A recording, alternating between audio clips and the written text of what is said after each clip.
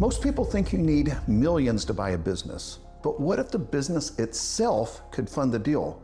What if the seller helped finance it and the bank covered most of it and you walked in with control and zero personal capital down? And that's not theory. That's what we at Deal Founders call a capital stack strategy, a deal structure playbook that layers SBA loans, seller financing, and strategic equity to help our clients close real acquisitions with minimal cash out of pocket. And today, I'm going to show you exactly how it works.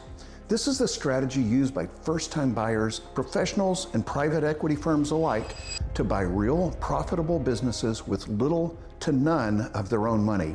And if you're new here, I'm John, and welcome to Deal Founders, the new U.S. gold standard in business acquisition training and execution. Here, elite M&A advisors, operators, and lenders work directly with professionals like you to acquire recession-proof, cash-flowing businesses without millions in the bank, an MBA, or corporate deal experience. And it's not just theory, it's a system that's helped close over $20 billion in real transactions. So if you're serious about buying a business, this channel isn't just helpful, it's your competitive edge. But before we go any further, let's clear up the number one myth that holds most people back from making their first acquisition. Because what almost everyone believes is that you need $500,000 in the bank, a trust fund, or some angel investor cutting you a check. But the smart buyers, that's not how they do it at all. They stack the capital using a mix of lender money, seller terms, and strategic partners so that each layer of the deal pays for the next. You get the control, you keep the upside, and you dramatically lower your personal risk. And if you understand how the capital stack works, you realize something game-changing. And that is, you don't need more money. You need a better structure. Now, when people first hear the term capital stack, it can sound complicated, like something only Wall Street bankers use. But here's what it really means. It's just a smarter way of answering one simple question. Where's the money coming from to fund this deal, and in what order? And that's it. So, how do smart buyers actually fund these deals? Well, they engineer the structure layer by layer, like building a solid house. Layer one, at the base, you got senior debt. That's usually an SBA loan or a bank loan. And this is your foundation, and it covers the majority of the deal, and it's the cheapest money because it's backed by the business itself. The next layer is seller financing, and this is where the seller agrees to get paid over time and not all at once. It reduces how much you need up front and keeps the seller emotionally and financially invested in your business. Then comes the equity layer. The equity layer is the final slice of your capital stack, and it's where outside capital fills the gap, usually in exchange for a small piece of ownership. And these equity partners can include a silent partner who wants passive returns, a wealthy friend or relative who just believes in you, a strategic partner who brings both cash and skills like marketing or operations, a mini investor group or an angel syndicate that splits the capital, or a co-founder who contributes money and helps run the business. Smart buyers use the equity layer to plug funding gaps while keeping full operational control and offering their investor a clean professional path to ROI. And finally, the last layer at the very top is your personal capital. If you've structured it well, this should be the smallest layer or none at all. Smart buyers don't rely on one big check. They stack the deal intelligently, aligning debt, seller terms, and equity so that their own out-of-pocket is minimized. So when someone says, I bought a business with $0 out of pocket, they're not bluffing. They didn't hack the system. They didn't just get lucky. They just knew how to structure the deal. It's not magic. It's not a loophole. It's smart financing, stacked the right way.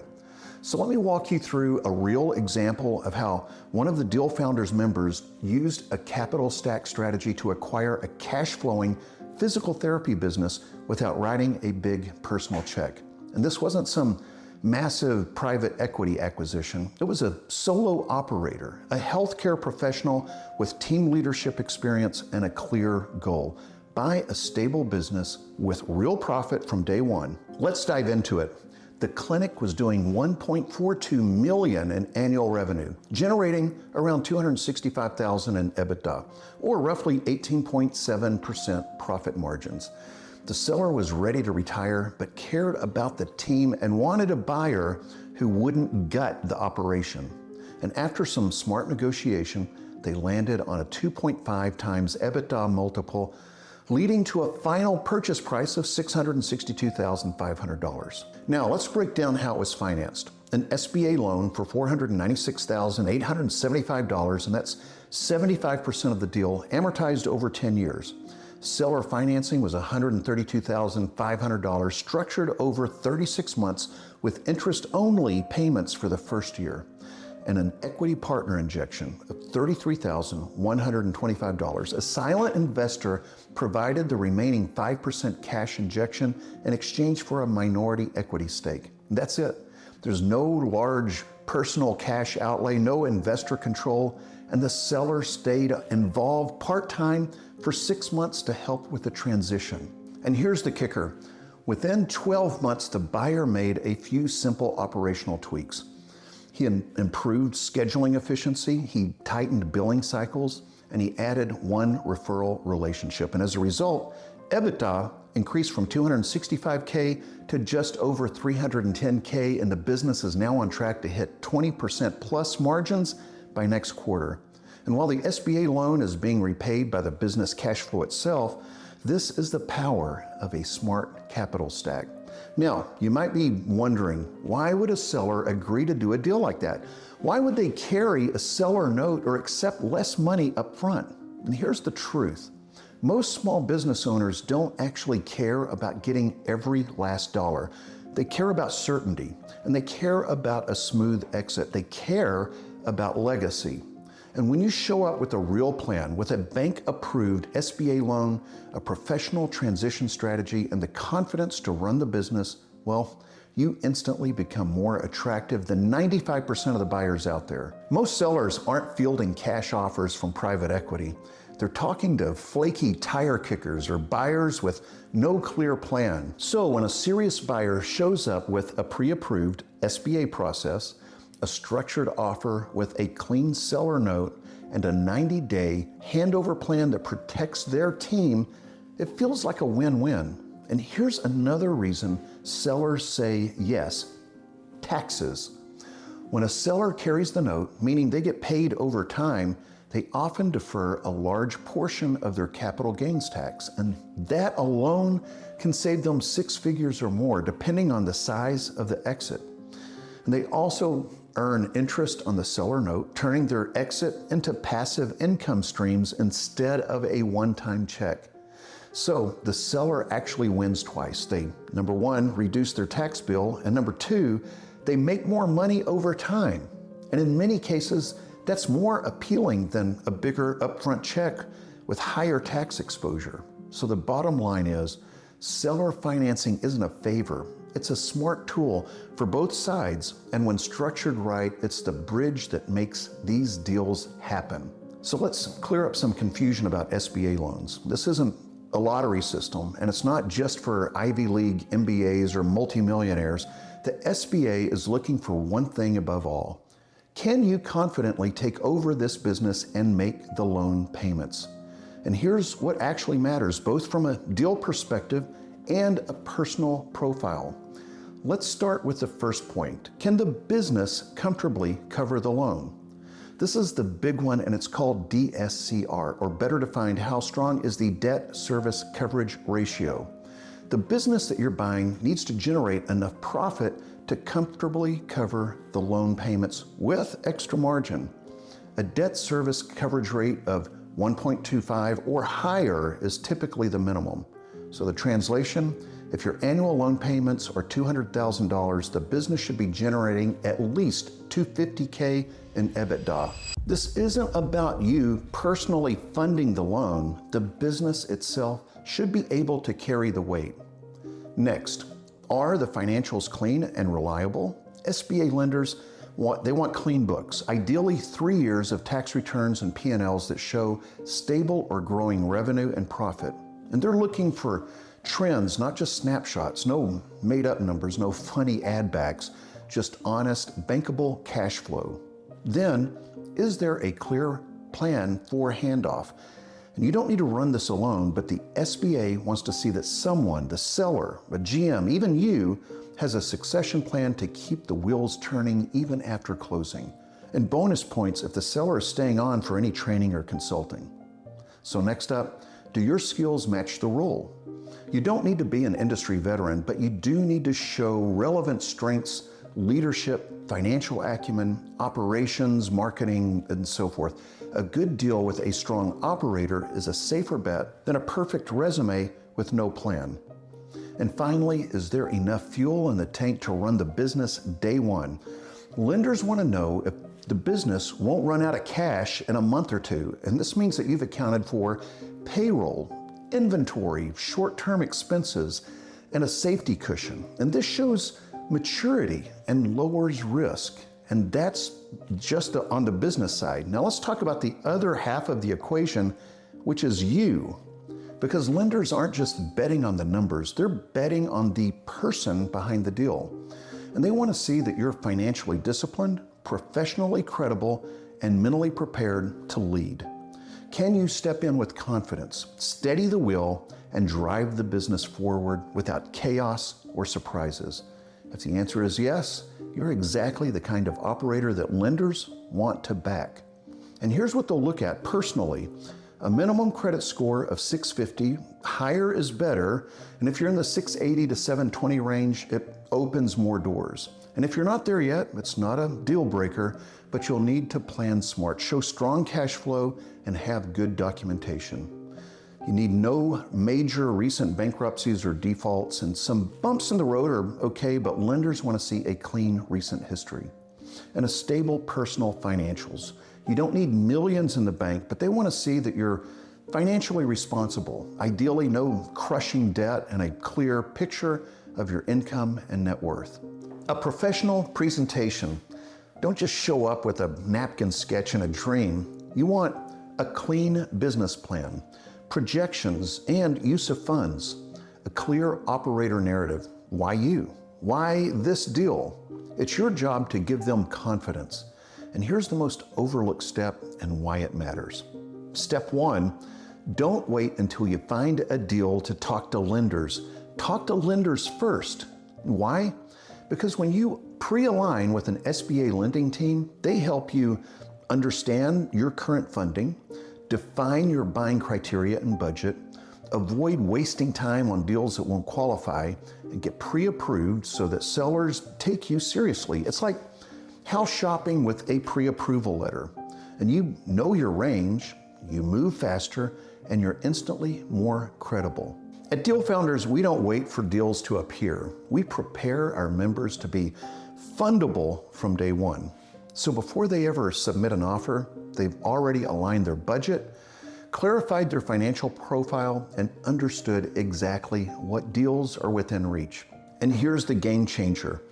Our members don't navigate the lending process alone. They get access to our in-house advisory board member, Brad, a seasoned SBA expert with a network of over 500 active lenders, 700 plus closed deals under his belt, and more than $1 billion in SBA transactions that have been completed. Brad isn't just a consultant, he's part of our Deal Founders Advisory Board.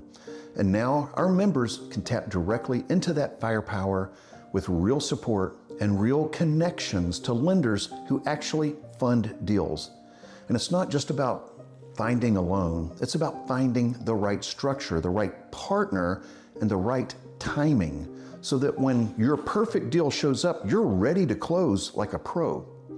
Now, before we break down how to pitch the deal to a seller, let's take a moment to talk about how to avoid the missteps that slow down most buyers.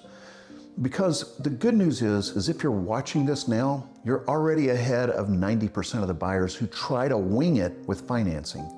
So let's make sure that you stack your capital the smart way with the right people, the right prep, and the right structure. Too many buyers try to reverse engineer their capital stack after they find a deal. And we flip that around and teach you how to build your financial runway first so you know exactly what's possible. Now, step 2, know what lenders look for.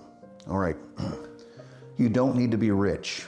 You don't need an MBA, but you do need to be prepared. For SBA deals, that usually means a 650 plus credit score, a history of reliable income, experience that can transfer to the business like management or operations, etc.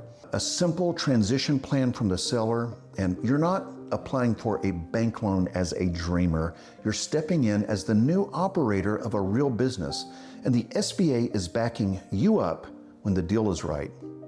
Step 3, structure the capital stack with the end in mind. Do you want to bring as little personal capital to the table as possible?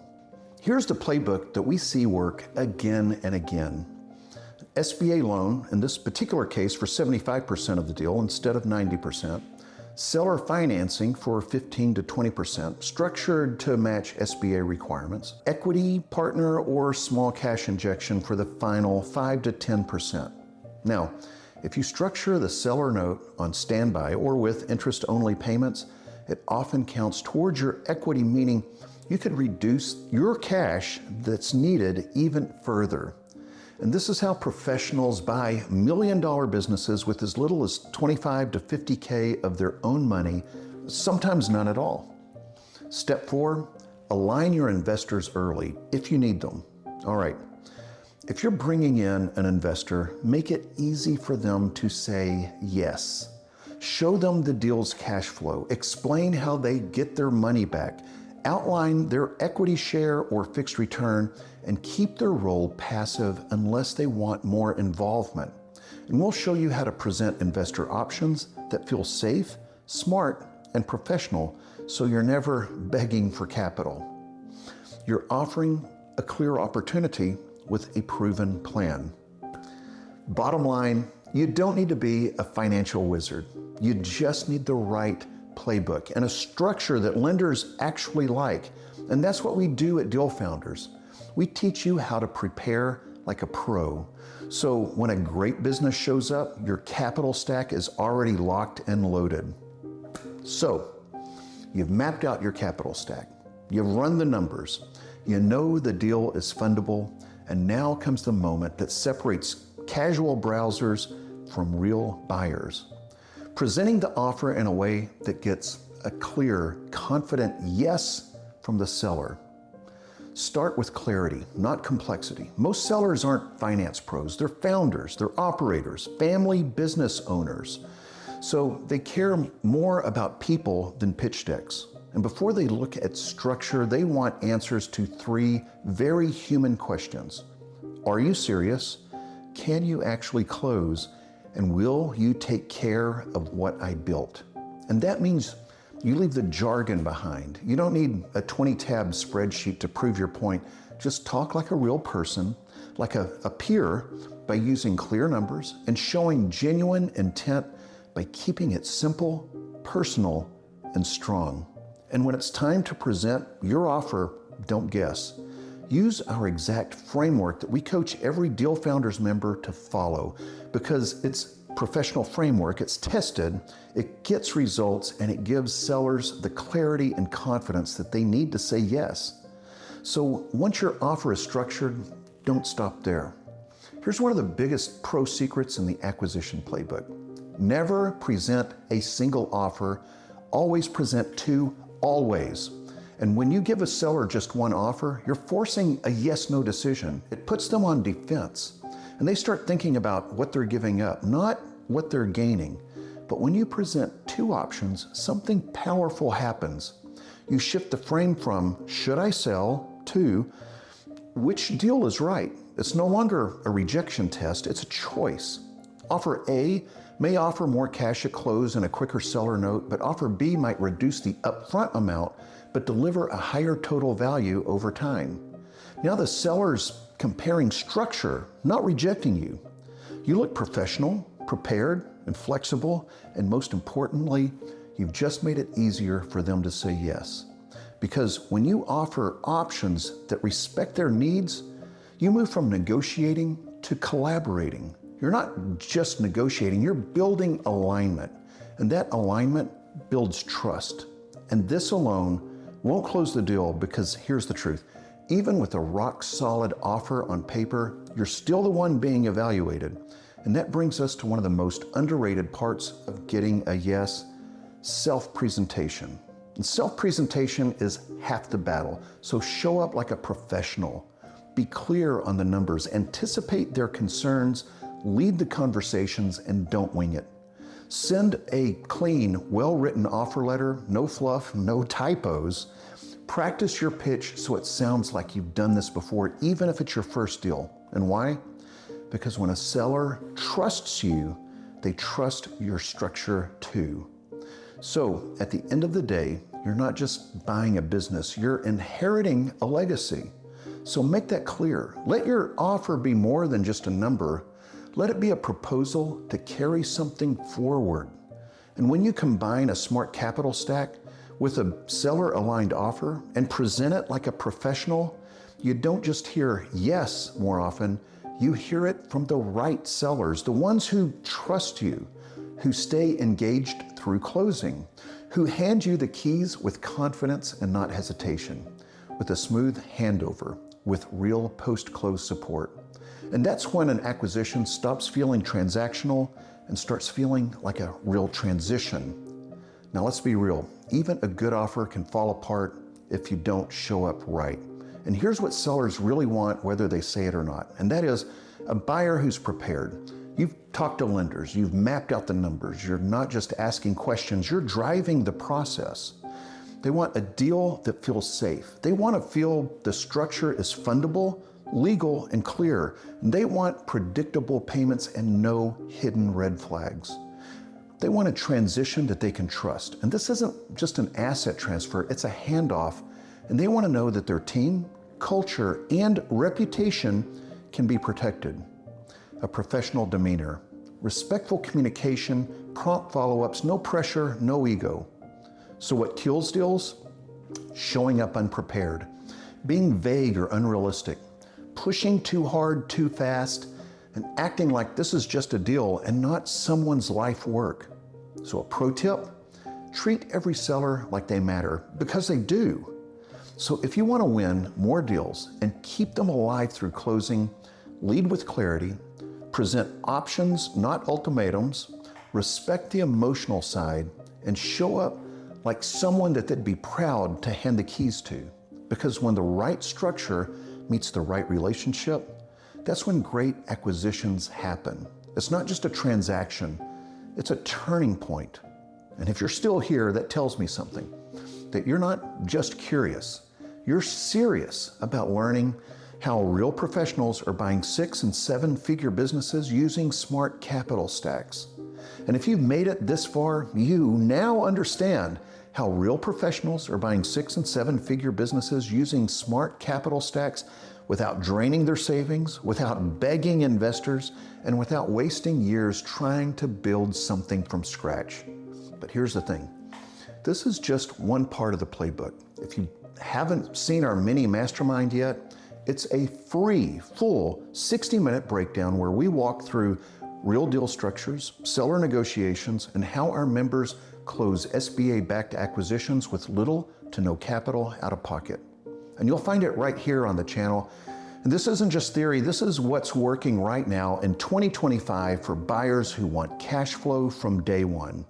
And if you're serious about buying a business in the next 6 months and want expert support every step of the way, check out the Deal Founders Accelerator in the link below. And it's not just a course, it's a full acquisition system with funding advisors, deal coaches, and the strategy team behind hundreds of successful closings.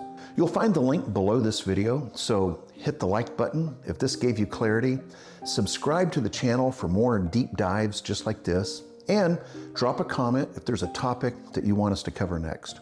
So we're here to help you stop watching from the sidelines and start buying real businesses the smart way.